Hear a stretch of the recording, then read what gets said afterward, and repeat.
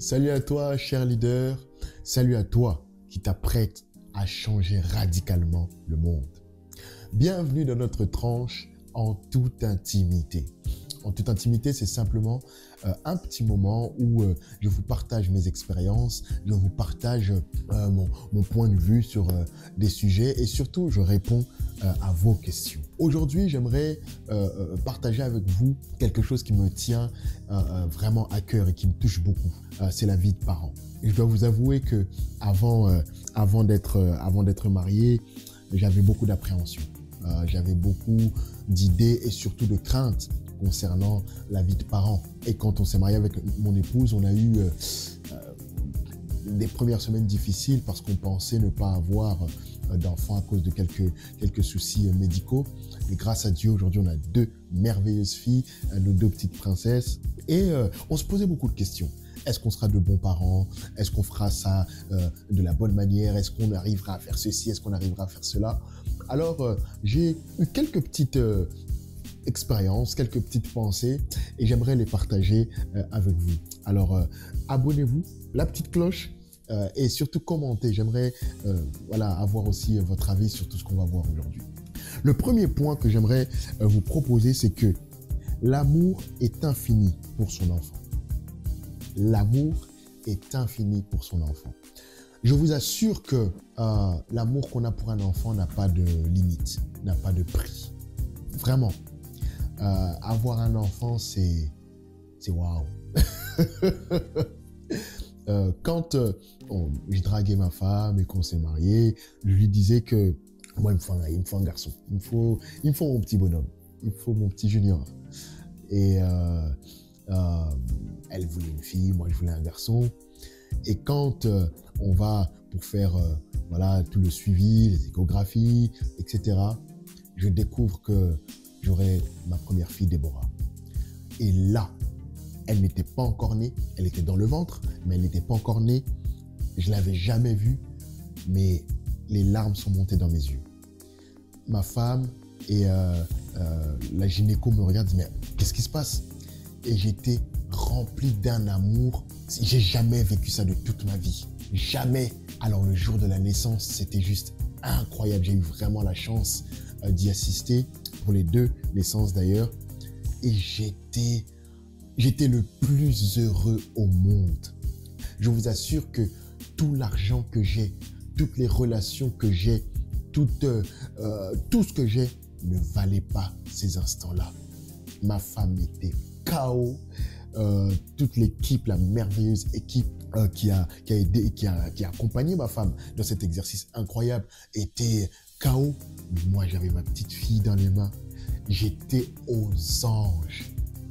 L'amour que vous avez pour un enfant n'est pas calculable. L'amour que vous avez pour un enfant, c'est infini.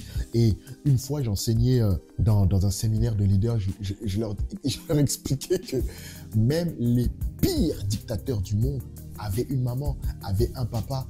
Et cet amour-là, on ne peut pas l'expliquer. On ne peut pas l'expliquer. C'est le premier point que j'ai retenu, c'est que l'amour pour un enfant, c'est juste incroyable.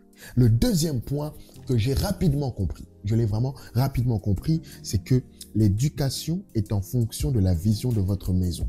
Et j'aime toujours dire que vision égale maison. Quand l'homme et la femme se mettent ensemble, vivent ensemble, grandissent ensemble et que les enfants arrivent, les enfants vont être éduqués par rapport à la vision que vous avez eue tous les deux. C'est-à-dire que ce que vous avez mis en place ensemble, ce que vous avez déterminé ensemble, c'est selon cette vision-là que vous allez élever vos enfants. Le malheur que je vois très souvent, c'est que pour un enfant qui a des parents, qui a une maison, avec une vision, c'est des personnes extérieures qui vont apporter l'éducation de cet enfant. Et je trouve ça absurde en fait. Votre enfant doit avoir votre éducation. Votre enfant doit avoir la vision de votre maison. Vous devez prendre ce temps-là d'expliquer à votre enfant qui vous êtes, d'expliquer la direction que vous avez dans votre vie, d'expliquer, n'est-ce pas, ce que vous attendez de cet enfant-là, d'expliquer qu'est-ce que vous voyez ensemble en famille. Mes filles sont encore très petites. Elles sont encore vraiment très petites. La première a 4 ans, la deuxième a 2 ans. Mais je leur fais déjà comprendre qui je suis, qui maman est, qu'est-ce que nous voyons pour elle. Et il y a un truc que ma première aime beaucoup faire. Elle met des lunettes ou pas, et elle marche, elle dit, papa, moi je suis une star, moi je suis une grande dame. Et j'aime tellement ça en fait, parce que c'est ce que je leur communique. Votre enfant grandira avec la direction que vous avez pour votre vie. Avant qu'il fasse ses premiers choix, avant qu'il s'affirme, avant que lui-même développe une vision pour sa vie, la première vision, n'est-ce pas, qu'il doit avoir, c'est la vision de votre maison. Vous devez prendre du temps pour ça. Je n'arrive pas à comprendre des parents qui passent plus de temps ailleurs qu'avec leur enfant. Des parents qui n'arrivent pas à accorder ne fût-ce qu'une heure, 2 heures, une journée peut-être à leur enfant, pas pour les engueuler, pas pour, je sais pas moi, les envoyer faire la vaisselle ou je sais pas quoi, mais pour parler avec eux, pour leur expliquer des choses. Les premières bases que l'enfant a dans sa vie, c'est les bases que la maison lui donne. Aujourd'hui, nous vivons dans une société où il y a tellement de violence, où il y a tellement de délinquance, où il y a tellement de choses absurdes qu'on ne voyait pas hier, simplement parce que aujourd'hui, les parents que nous sommes dans notre génération, on est trop laxistes et parfois même négligents. Il y a des enfants qui ont un certain âge, qui sont déjà peut-être en primaire, au collège, au lycée, et qui ne savent même pas quel est le métier de leur père. Quel est le métier de leur mère? Ils ne le savent même pas. Et c'est des faits véridiques, c'est factuel. C'est-à-dire que l'enfant ne connaît pas la direction de la maison. Et c'est super dangereux. Pourquoi? Parce que si vous ne donnez pas de direction à votre enfant, la société va le faire. Le quartier va le faire. La cité va le faire. Et votre enfant sera perdu. Prenez le temps de bâtir votre vision dans la vie de votre enfant. La troisième chose que j'aimerais voir avec vous, c'est que vos enfants sont votre priorité envers et contre tous. Mes enfants, c'est mes enfants. Je suis en train de vous expliquer et j'essaie de vous le transmettre du plus profond que je peux. Vos enfants, c'est vos enfants. Ils doivent être votre priorité. J'ai beaucoup de mal avec cette façon de faire, de balancer les enfants de gauche à droite, de les laisser chez un tel. Bon, c'est vrai que parfois on est dans un contexte de vie où on n'a pas vraiment le choix. Bon, je peux le comprendre. Mais parfois, c'est volontaire en fait. C'est vraiment volontaire. Et vous allez voir qu'il y a des enfants qui connaissent mieux leurs grands-parents, qui connaissent mieux leur oncle, leur tante que leurs propres parents. Pour tout et pour rien, les parents, pardonnez-moi de ce que je vais dire, mais s'en débarrassent. Les enfants ont plus de temps avec les personnes extérieures que leur propre famille. Et c'est aberrant, c'est super grave. Vos enfants sont vos enfants. C'est votre chair, c'est votre sang, c'est vos os. Vos enfants doivent être votre priorité face à tout. Je vous assure, même quand je suis dans un meeting, même quand je suis en voyage, même quand je suis en réunion, à part si je n'ai vraiment pas le choix, que je ne peux pas faire autrement, mes enfants sont ma priorité. Je suis prêt à mettre une réunion en pause pour parler à ma fille. Et oui, votre enfant se nourrit de votre présence. Votre enfant se nourrit de qui vous êtes. Parfois, votre enfant n'a pas forcément besoin que vous parliez, mais juste votre présence. Comme vous le savez, pour la plupart, je suis pasteur et c'est vrai que je voyage énormément et parfois, je ne suis pas là toute la journée et c'est pour ça que j'aime ma femme plus que tout parce qu'elle joue un rôle juste exceptionnel. Mais il y a quelque chose que j'essaye de faire. Je ne permets jamais que mes filles dorment sans m'avoir vu. Je ne permets jamais que mes filles commencent leur activité sans m'avoir parlé. En fait, je veux leur montrer que papa est là, maman est là. Ma femme, avant de partir au travail, voit les enfants. À la pause de midi, si elles sont là, elle les appelle. Elle termine le travail, elle les appelle. Et vous savez que quand je grandissais, quand je voyais ça avec certains parents, je me disais que ils sont excessifs, ils sont en train de trop couver leur enfant, ça va mal tourner cette affaire-là. Alors qu'en réalité, votre enfant a besoin de vous. Je vous raconte une petite anecdote. Je suis parent d'élèves, délégué, ces trucs-là, dans l'école de ma première. Et j'étais venu pour une réunion avec le directeur et le staff de la mairie. Et mon enfant m'a croisé. Et j'allais à la réunion. Et quand elle m'a vu, elle a laissé ce qu'elle faisait, elle a couru, elle s'est accrochée à moi, elle a commencé à pleurer. Et elle m'a dit une phrase. Et je vous assure que cette phrase m'a tellement touché. Elle m'a dit, papa, j'ai besoin de toi. Papa, j'ai besoin de toi. Vous ne pouvez pas savoir à quel point, rien que vous en parlez, là, ça m'émeut encore. Si vous saviez combien de fois vos enfants ont besoin de vous, combien de fois vos enfants ont juste besoin que vous soyez juste là. Parfois, ils n'ont pas besoin des cadeaux, de l'argent, de je ne sais pas quoi, quel que soit l'âge. Parfois, ils ont juste besoin que vous soyez là. Vos enfants doivent être votre priorité envers et contre tout. Le point suivant est celui-ci.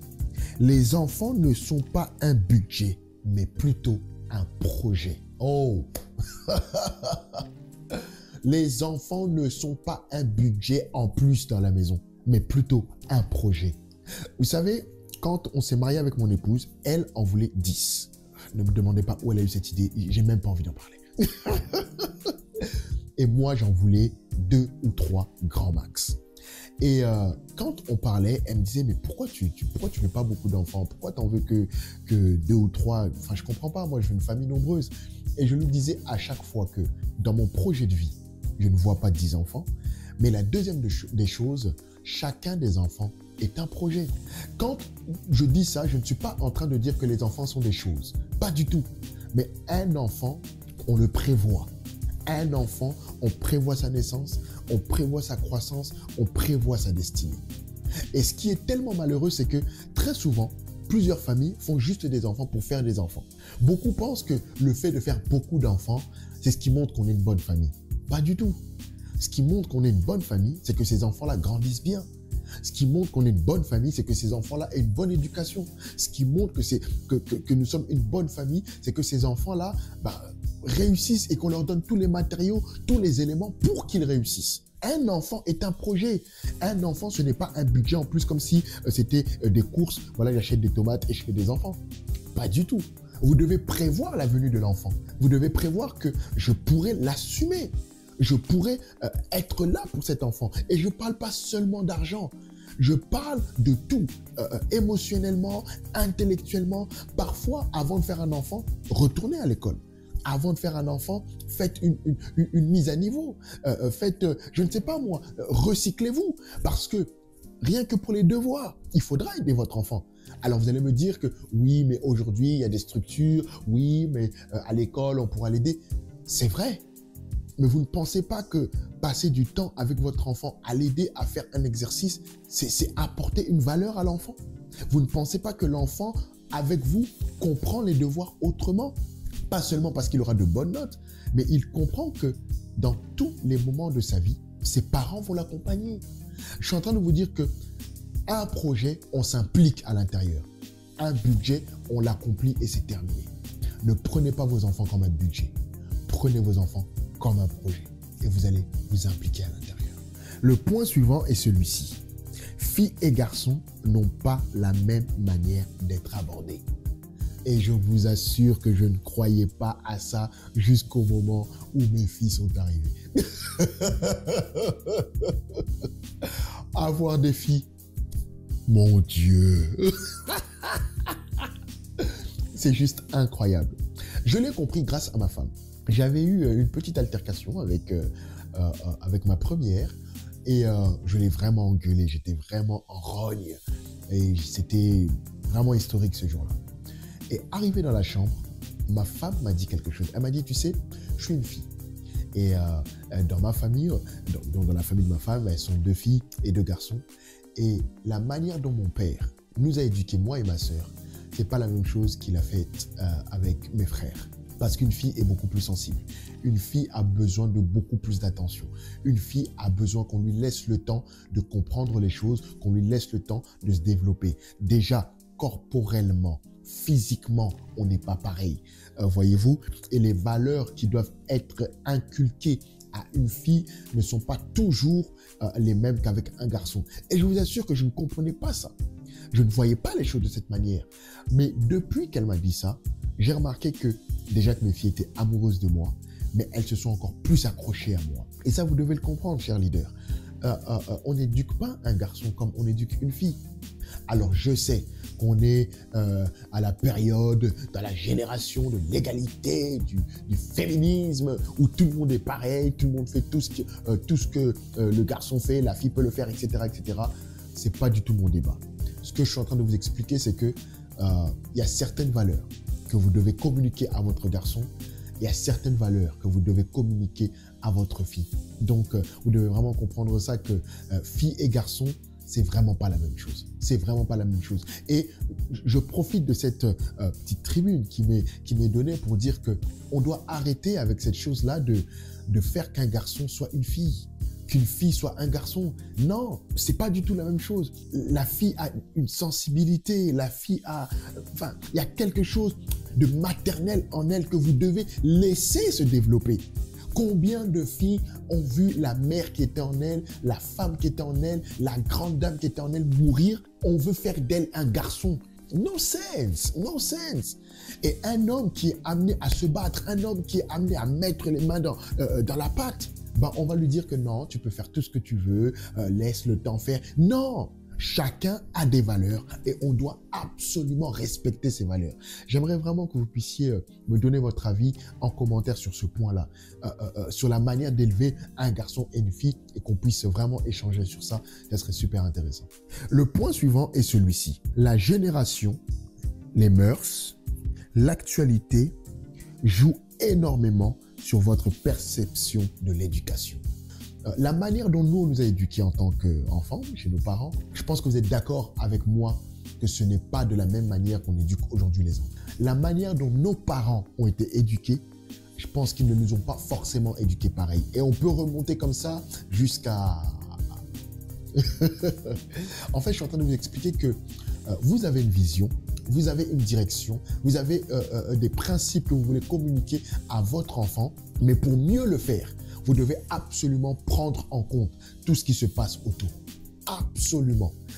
Vous ne devez pas imposer votre vision personnelle à votre enfant sans pour autant prendre les informations qui sont autour de lui. Parce qu'en réalité, l'enfant passe plus de temps à l'école.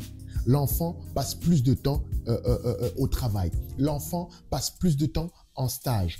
L'enfant passe plus de temps dans les loisirs, dans le sport, etc., etc. Et là, il a tellement d'informations qui lui sont présentées. Il a tellement de réalités qui lui sont présentées. Il a tellement de choses qu'on lui dit que si vous ne prenez pas le temps en tant que parent de le mettre face à ces réalités-là, il sera totalement perdu. Et le plus grand risque, c'est qu'il soit amené à faire le choix entre votre éducation et ce que la société lui présente. Je vous assure. En fait, il n'y a pas de choix à faire. C'est des éléments qui construisent l'enfant. Votre éducation, votre vision et tout ce qu'on lui dit tous les jours doivent l'aider à grandir, à se construire et au final, à faire ses propres choix. Je suis pasteur, comme vous le savez, et mes parents aussi sont pasteurs. Mais il y a quelque chose que j'ai toujours apprécié, particulièrement chez mon père. C'est qu'il nous a toujours laissé grandir comme des enfants, entre guillemets, normaux. Ce que nous étions déjà, mais c'est vrai que quand vous êtes l'enfant d'eux, c'est pas toujours pareil. Mais il nous a toujours laissé grandir normalement. Ça veut dire qu'on a fait les mêmes erreurs que tout le monde, on regardait la télé comme tout le monde, mes sœurs allaient même dans des concerts d'artistes, etc., etc. En fait, il nous emmenait avec sa foi chrétienne à aborder ce que le monde nous présentait, ce que la société nous présentait, ce que l'actualité nous présentait. Et on en discutait. Mais en fait, c'était une manière de nous montrer que, en fait, faites vos choix, les gars. Moi, je vous donne l'éducation, la société vous propose des choses, mais à la fin du compte, c'est vous qui faites les choix. Non pas que je suis en train de vous dire comment éduquer votre enfant. Pas du tout. Mais je veux juste vous dire que votre enfant ne doit pas choisir entre papa, maman et mon maître à l'école. J'aime beaucoup ces moments-là que je passe avec Déborah.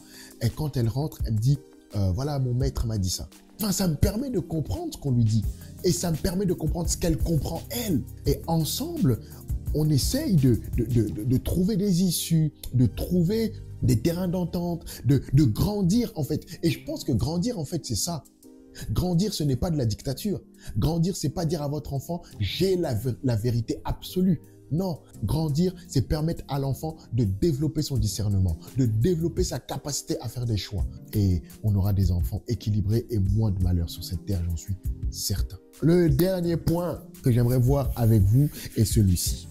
L'école ne fait pas tout. Les jeux ne font pas tout. Votre enfant a besoin de vous. Je vais le répéter. L'école ne fait pas tout. La télé ne fait pas tout. Les jeux ne font pas tout. Les sorties ne font pas tout. Votre enfant a besoin de moments intimes avec vous. Avec ma femme, on a vraiment essayé et on essaye, et j'espère qu'on réussira à le faire toute notre vie, d'avoir des moments particuliers avec chacune de nos filles. C'est vrai qu'elles sont pas grandes, c'est vrai que voilà, elles comprennent pas encore tout, mais je vous assure que passer un moment seul, pas tout le temps ensemble, mais un moment seul avec Déborah, seul avec Ava, l'écouter, rigoler avec, pleurer avec, voilà, faire toutes ces choses-là permettent à ce que l'enfant ressente des choses particulières pour vous. Et vous aussi, que vous ressentiez des choses particulières pour votre enfant. Il y a des moments et des choses que votre enfant ne dira pas en public. Et quand je dis en public, il ne dira pas devant ses frères et sœurs, il ne dira pas devant papa, devant maman, il vous le dira juste à vous, seul à seul. Quand je vais chercher mes filles, j'aime toujours avoir ce moment seul avec elles. Je vais prendre Déborah et on marche. Et je lui dis, comment ça a été? Qu'est-ce que tu as fait? Qu'est-ce que tu as compris? Qu'est-ce que tu as aimé? Qu'est-ce que tu n'as pas aimé? Il y a des choses que votre enfant ne dira pas devant d'autres personnes. Il a besoin de ce moment intime avec vous. Si cela t'a fait du bien, alors abonne-toi, clique sur la petite cloche et j'aimerais vraiment que tu commentes, que tu me dises ce qui t'a parlé, là où tu n'étais pas d'accord aussi, afin qu'on puisse discuter ensemble. Et n'oublie pas, you are the next.